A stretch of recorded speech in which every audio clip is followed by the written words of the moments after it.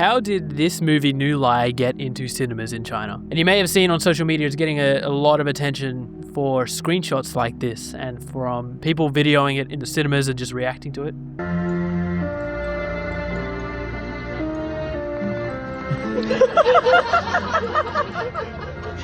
But I think it's so interesting because while it's kind of funny that it's in cinemas, it is very interesting how this actually got into cinemas in the first place, all across China as well. It's obviously very low budget and doesn't really look the same as other, I guess, animated movies put out by big studios. Because realistically, this movie was made by two people, both of which had no experience making movies ever in their life or career before starting Niu Lai. So this is Xin Yumeng and Sun Lifang, mother and son duo who created Niu Lai after working on it for 5 whole years. So they started in 2021. It was Xin Yumeng, who's pictured here on the left's idea, and he just decided one day, I'm going to make a full movie, even though I have no experience doing it and no huge budget to fund it either. This movie was made with $200. That's it. And he told his parents, who weren't super optimistic at the start, but they did support him and they did want to help him. So they got to work writing a script together. Initially, they said that they did have a lot of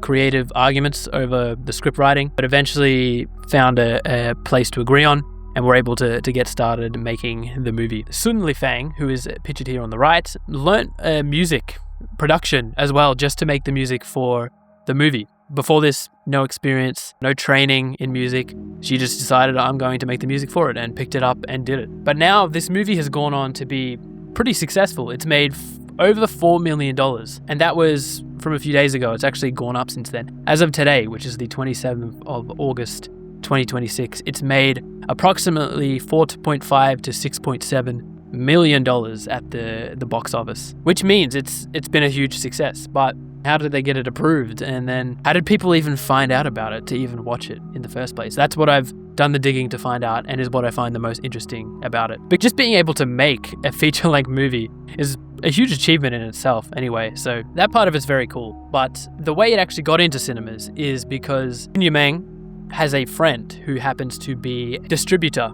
of movies. So he brought the film after working on it for 5 years, staying up till the middle of the night each day to work on this after his full-time job, because he was a interior and landscape designer as his job during this. Went to his friend who was the distributor to try and sort of get a favor pulled to get it released. The distributor heard him out but told him not to release it, pretty much. Said you shouldn't release it. But they both persisted and got the movie released. And it went through all of the normal checks that a movie goes for. It's been reported that in 2024, the film passed the content and technical review of the National Film Administration in China, and then passed the public screening license. So it was very legitimate. Like, they got it put through all of the normal procedures that a movie in China goes through in order to get released nationally. And the entire process was complete and standardized with the qualifications for a big budget film in China. Now, every movie that comes out now seems to have an endless promotional budget to make trailers and ads and posters and anything you could think of that you need to promote a movie, as well as just ad campaigns, things to get people in the cinemas.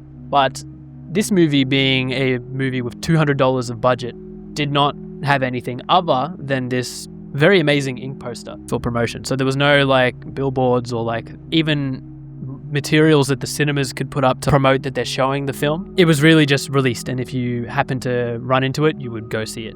And when it came out on the 5th of August in 2026, it didn't make a whole lot in its first 9 days. It was reported that it made just over 7,000 won in its first 9 days, which is around 1,400 Australian dollars or about $1,000 US dollars, which, if you think about it, for a $200 budget is actually pretty good. It's already made 5 times the amount of profit that it costs to make. But I guess if you add in the amount of hours they both spent on making the movie over the past 5 years, it's probably not great. But something started to change once people actually went in and saw this movie.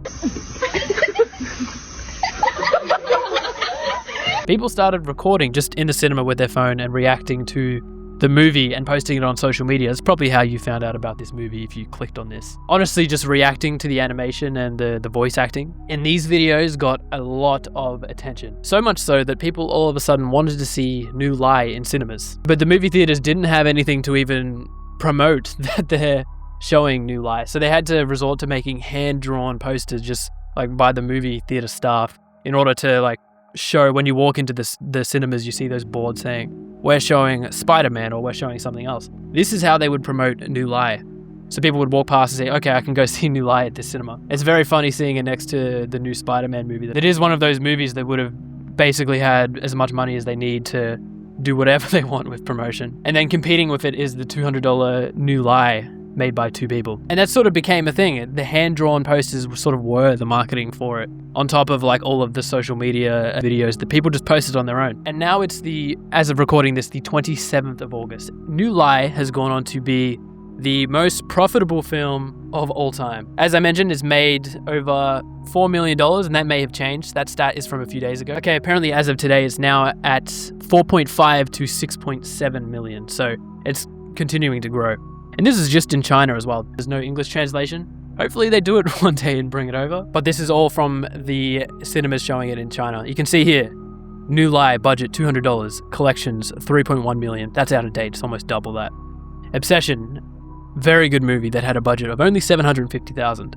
And it's made 500 million and will probably make much, much more. But Niu Lai is technically more profitable than Obsession, and is technically more profitable than any other movie ever released. So even though people told him not to release it, even though they only had $200 to build the movie, and both of them had no film experience whatsoever before making this, they spent 5 years and actually finished the movie. I think just finishing a feature-length movie, regardless of what it looks like, is hard enough as it is. But then to get it released is a huge achievement in itself. And even though people are sort of making fun of the movie on the internet, it's become a massive success. I'm not really getting at anything with this, I just think it's a very cool story. And if you just wake up tomorrow, you could decide to make a feature-length movie, even if you have no experience whatsoever ever making even a short film. And it could be the most profitable movie of all time.